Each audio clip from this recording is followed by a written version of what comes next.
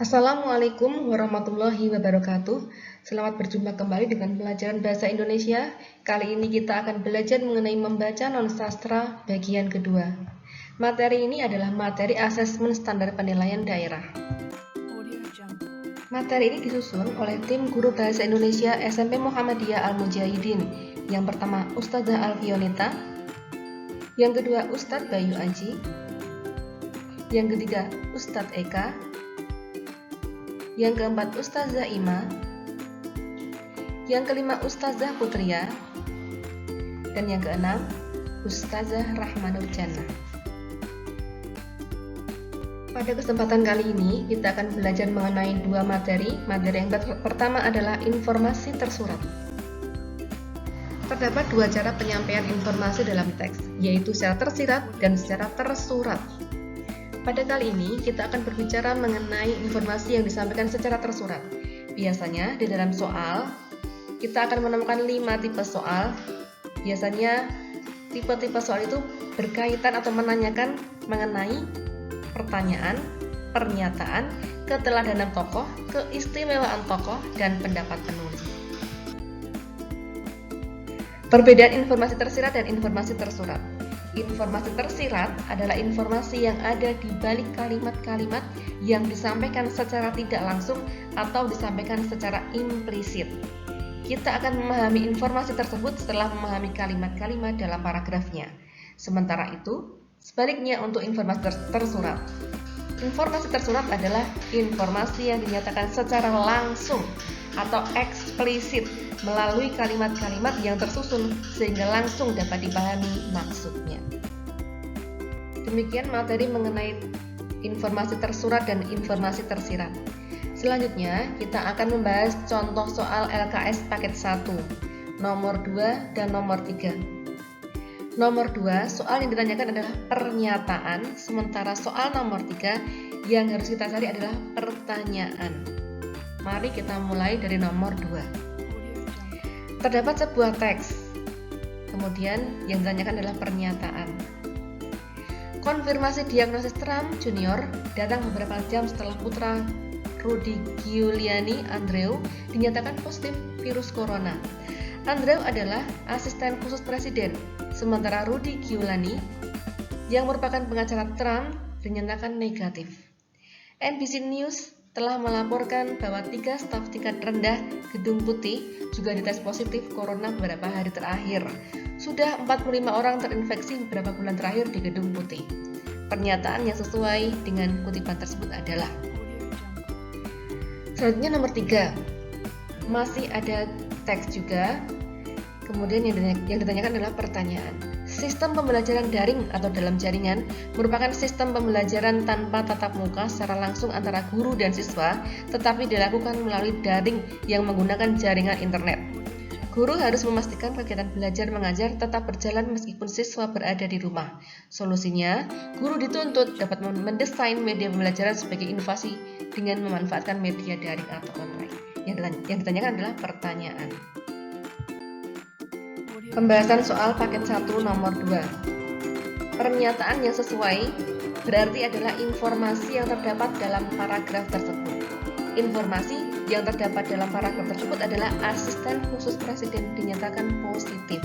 Pernyataan lainnya tidaklah sesuai dengan informasi dalam paragraf. Pernyataan ini terdapat pada kalimat pertama dan kedua yang saling menjelaskan. Dengan demikian, jawaban soal nomor 2 adalah B.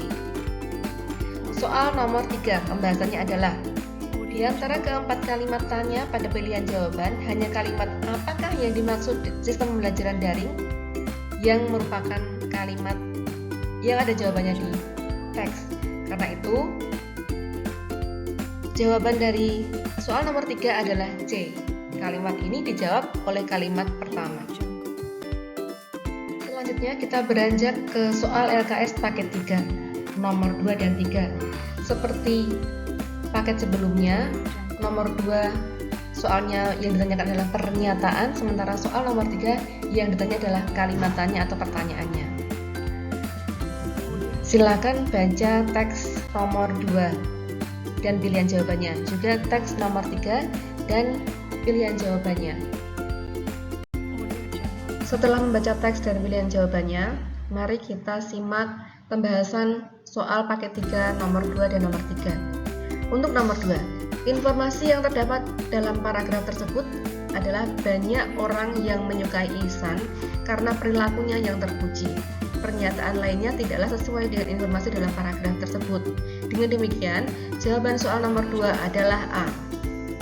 Kemudian soal nomor 3. Di antara keempat kalimat tanya pada pilihan jawaban, hanya satu kalimat yang jawabannya ada di teks, yaitu kalimat apa nama lain ikan gabus atau pilihan D. Kalimat ini dijawab oleh kalimat kedua, ketiga, dan keempat. Soal serupa kita temukan pada nomor 3 dan nomor 2 soal paket 5.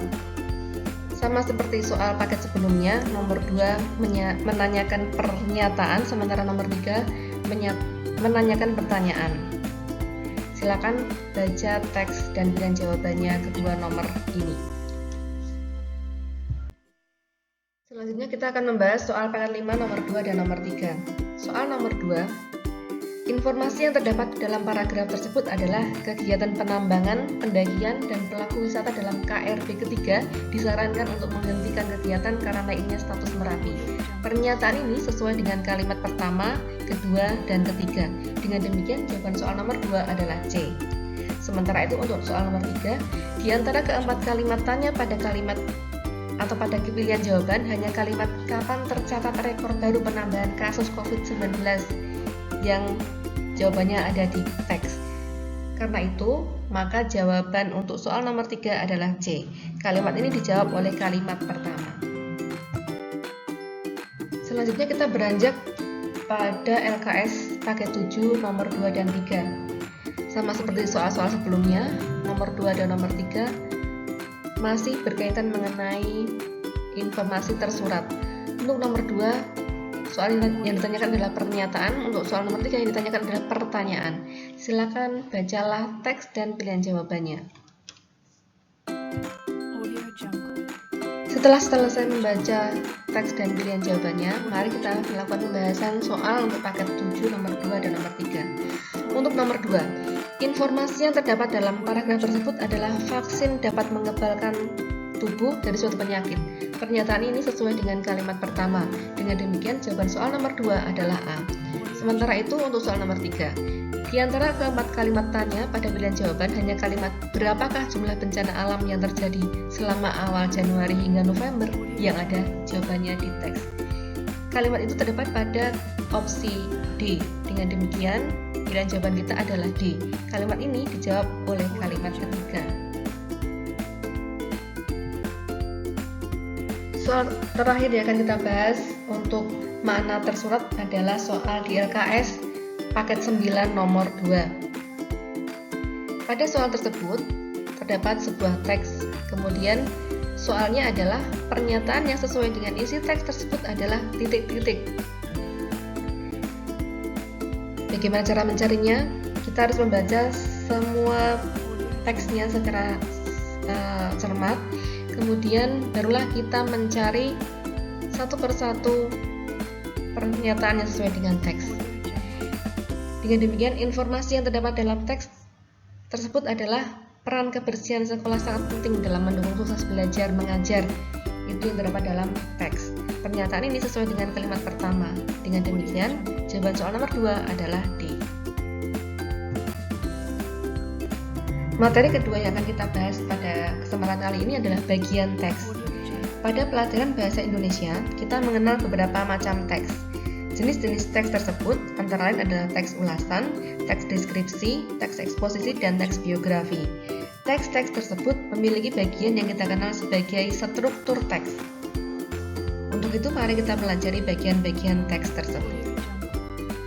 Teks pertama yang akan kita bahas adalah teks ulasan. Teks ulasan adalah teks yang dihasilkan dari sebuah analisis terhadap berbagai karya, semacam buku, cerpen, film, drama, atau puisi. Analisis ini bertujuan untuk mengetahui kualitas, kelebihan, dan kekurangan yang dimiliki oleh karya tersebut. Struktur teks ulasan terdiri atas orientasi, tafsiran, evaluasi, dan rangkuman. Orientasi berisi gambaran umum karya yang diulas, tafsiran berisi pandangan mengenai karya yang diulas, Evaluasi berisi penilaian terhadap karya yang diulas, sementara rangkuman adalah simpulan akhir. Teks kedua adalah teks deskripsi. Teks deskripsi berisi penggambaran sebuah objek dengan tujuan agar pembaca merasa seolah-olah melihat sendiri objek tersebut. Struktur teks deskripsi terdiri atas identifikasi dan deskripsi. Teks ketiga adalah teks eksposisi. Teks eksposisi adalah teks yang bertujuan menjelaskan maksud dan tujuan dalam karangan. Secara umum, teks eksposisi terdiri atas 3 bagian, yaitu tesis, argumentasi, dan penegasan ulang. Teks keempat adalah teks biografi. Teks biografi adalah teks yang berisi riwayat hidup seseorang. Di dalam biografi dituliskan secara lengkap kehidupan tokoh, sejak kanak-kanak hingga tua, atau bahkan hingga mati. Di dalamnya juga memuat karya-karya atau peran tokoh dalam masyarakat. Struktur teks biografi terdiri atas orientasi atau pengenalan tokoh, peristiwa atau masalah, dan reorientasi. Demikian materi hari ini mengenai informasi tersurat dan bagian teks. Terima kasih atas perhatian kalian. Kalian bisa lanjutkan belajar mengenai bagian teks pada buku-buku pelajaran kelas 7, 8, dan 9. Selamat belajar. Wassalamualaikum warahmatullahi wabarakatuh.